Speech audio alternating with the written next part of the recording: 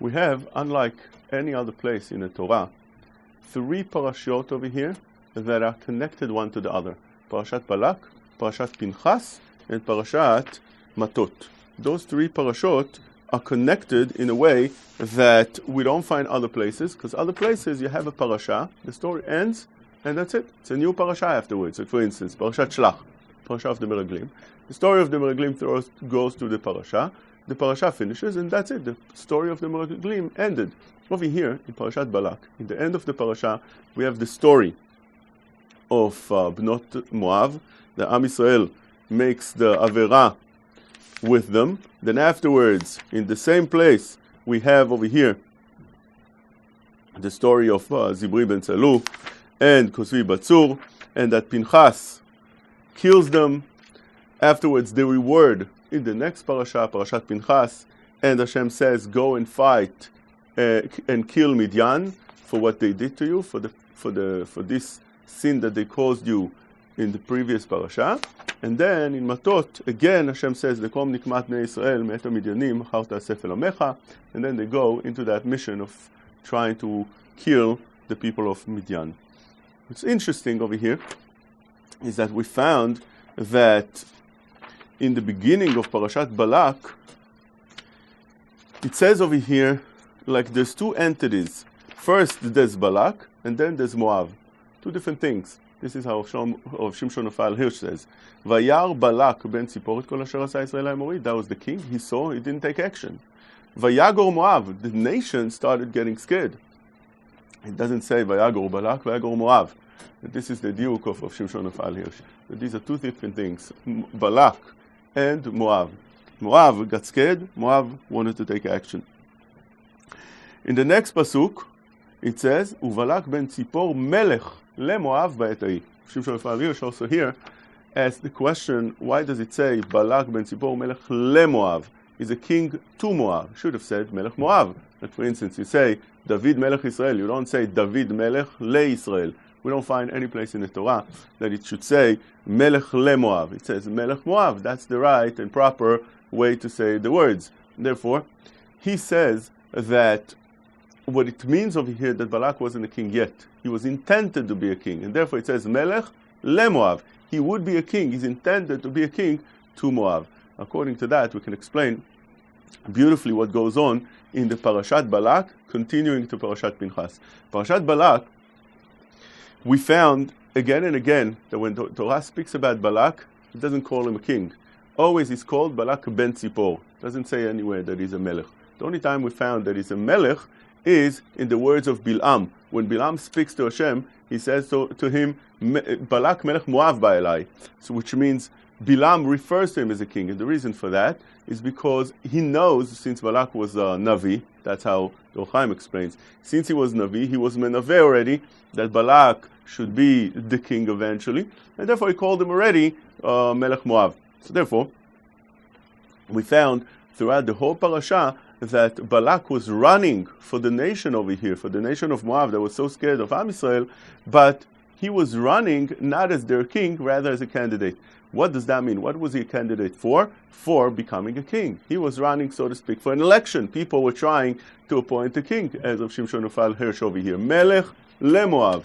Melech leMoav ba'et ha'i. And therefore, Balak saw an opportunity over here that Am Yisrael are causing now fear to Moab, and Moab wanted action. So therefore, he wanted to feed into that and give Moab what they're really asking and requesting, and with that he hoped that the people would appoint him to be a king. And therefore, the story goes that Am Yisrael were all over the border of the Moavim. And this is after already Am Yisrael conquered nations after nations and took their land. Moavim got very scared because they felt, and they said, as Rashi points out, that if those strong nations couldn't stand to Am Yisrael, definitely we, much weaker than them, wouldn't be able to stand against Am Yisrael, and they got very frightened. And therefore, Balak took that opportunity and he said, you know what, I'll make the right moves, and with that, I'll be able to gain the trust of the people. What is the right move? You can't start fighting arms against Am Yisrael, because we said that Am Yisrael was stronger than them, as Rashi points out, that they are notzchim shelo kederech hateva. Am Yisrael were winning one place after another, unlike the Derech HaTeva, not naturally, rather unnaturally. And therefore, Am Yisrael is some people that you need to treat them differently than other nations. Not only that, later on in Parashat Matot, where Rashi says, Nekom nikrat bnei Yisrael me'et hamidyanim, Rashi says over there, Velo me'et hamoavim, שהמואבים נכנסו לדבר מחמת טירה. The nekama that Am Yisrael says, that Hashem said to take, is against the Midyanim, not the Moavim. Why? Moavim, whatever they did in Parashat Balak, did it because they were scared.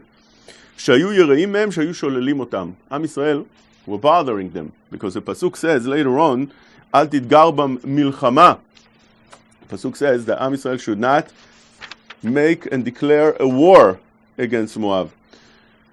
אל תצר את מואב ואל תתגר בם מלחמה. Don't make a war against them. Rashi says there, לא אסר להם על מואב אלא מלחמה. אבל מייראים היו אותם. They were causing them to be scared. ונראים להם שהם מזוינים. Am Yisrael were showing to them with a lot of arms, and they were bothering them. As it says, שוללים אותם. So therefore the Moavim were scared here, and they said, we have to do something about it. Am Yisrael were, so to speak, terrorizing them. And therefore, they decided that we need to do something. They came to try to see which candidate will be able to help them out. Balak said, let's go to Bilam. And this is what happens throughout the whole parasha of Balak. He goes to Bilam time after time, trying and hoping that Bilam can do something. But we have to keep in mind that Balak and the Moavim have two different agendas. Moavim, the nation as itself, were scared, and therefore they just wanted to have Am Yisrael going out of their territory. They didn't want them to be close to their borders. They were scared from Am Yisrael. Not only that, as Rashi points out, שהיו שוללים אותם. Am Yisrael were bothering them, were scaring them. Therefore, they said, we need them out of our place. And Balak, on the other hand, had a different agenda. He couldn't care about Am Yisrael. He just wanted the seat. He was a politician. He wanted to make sure he gets the kingdom. He wanted to be appointed. And therefore, they run over here on two different agendas.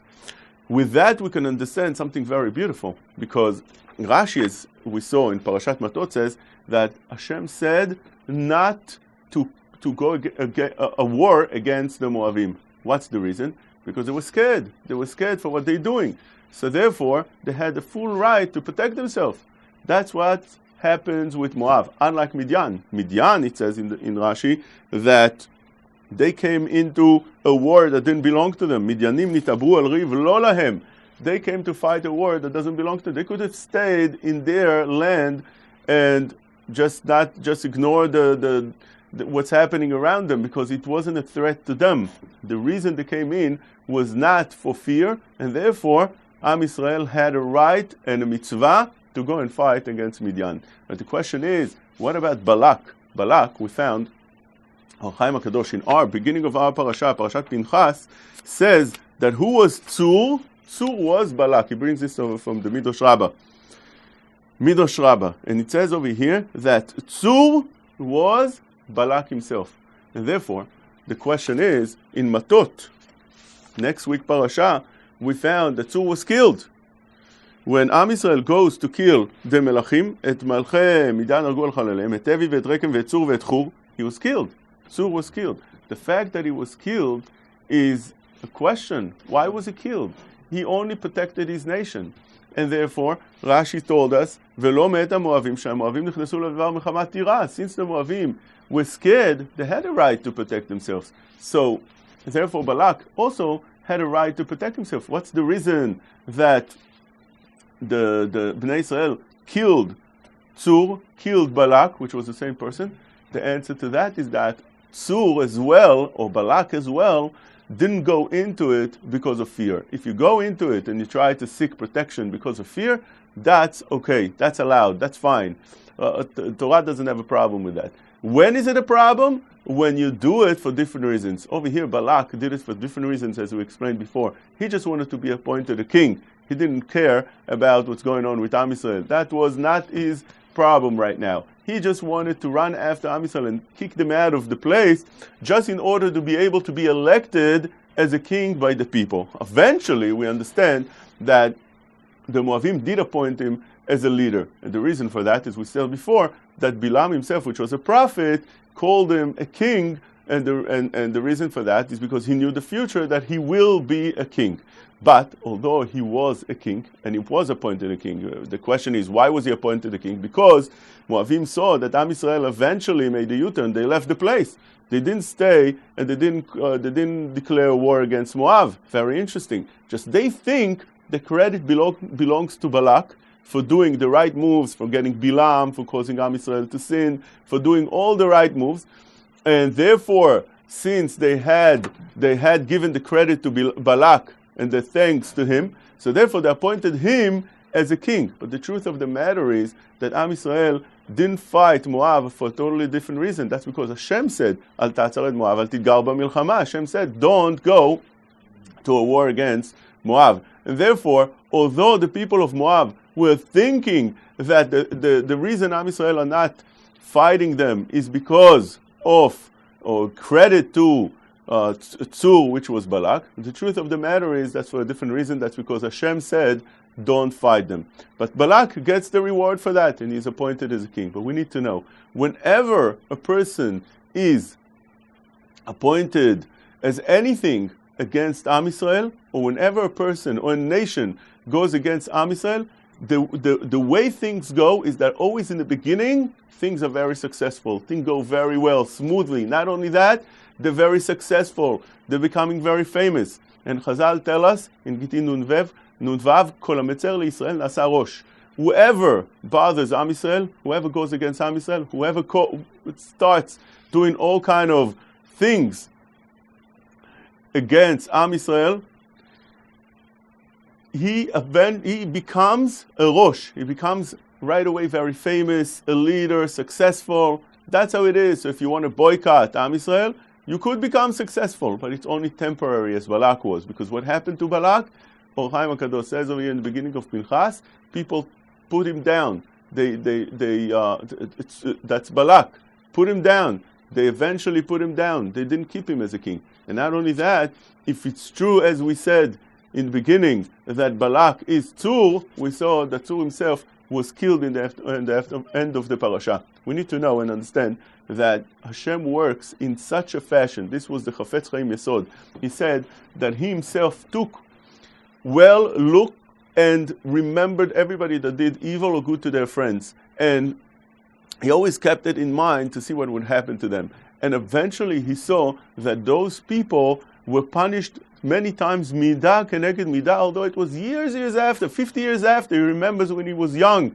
For instance, he said that there was a landlord that kicked away a almanah, a widow, out of the house in a very brutal way. In a very cold winter, he took the roof out of the house in order to make her freeze in the house. Rain would come in and cause her such pain.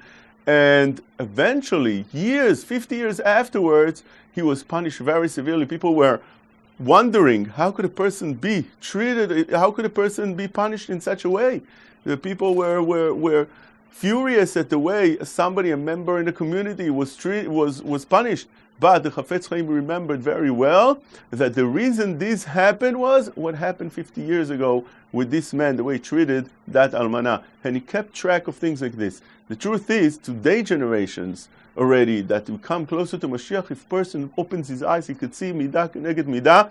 When a person acts in a way that it's not the right way towards others, Hashem doesn't wait anymore 50 years. We see people that are punished right away, a week later, 2 weeks later, a month later. Hashem now does everything speedily. Therefore, it becomes a very scary thing. Over here, we found such an idea. We see how, for instance, Europe treated Am Yisrael.